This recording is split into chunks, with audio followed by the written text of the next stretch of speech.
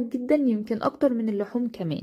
ويا سلام بقى لو صينية السمك كده اتعملت بمزاج، بيطلع طعمها وهم احلى من المقلي واحلى من المشوي، وطبعا صحي جدا. نقوله بسم الله ونبتدي بقى من المقادير بتاعتنا، سهلة وجميلة وتعملوا احلى صينية سمك. اول حاجة هنجهزها هي تتبيلة السمك. معايا فلفل الوان او فلفل اخضر بس رومي مش مشكلة، ومعايا جزر ومعايا بقدونس ومعايا توم. صحيح، بس انا عندي التوم مهروس في الفريزر فاستخدمته.